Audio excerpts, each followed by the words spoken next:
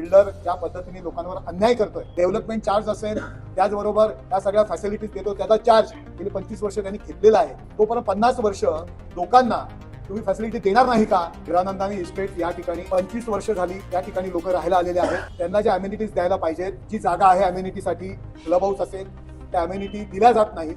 आणखी माझा प्रोजेक्ट पूर्ण झाल्यानंतर जो टाउनशिपचा नियम आहे त्या नियमाचा आधार घेऊन मैदान असेल, रिक्रिएशन सेंटर असेल, त्या कुठल्याही सुविधा हिरानंदानीचा बिल्डर त्यांना देत नाही.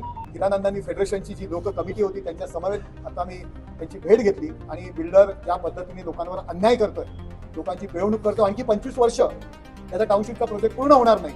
डेव्हलपमेंट चार्ज असेल त्याचबरोबर या सगळ्या फॅसिलिटीज देतो त्याचा चार्ज गेली 25 वर्ष त्यांनी घेतलेला आहे. आणखी 25 वर्ष त्याचा प्रोजेक्ट पूर्ण होणार नाही, कारण जागा नाला बुजवून, खाडी बुजवून जागा विकत घेऊन त्याचा प्रोजेक्ट सुरू आहे. तोपर्यंत 50 वर्ष लोकांना तुम्ही फॅसिलिटी देणार नाही का? असीम गुप्ता साहेबांकडे सुद्धा ही तक्रार आम्ही केलेली आहे. लोढा या ठिकाणी किमान 15-20 फूट पाणी त्या ठिकाणी जमतं, लोकांना त्रास होतो.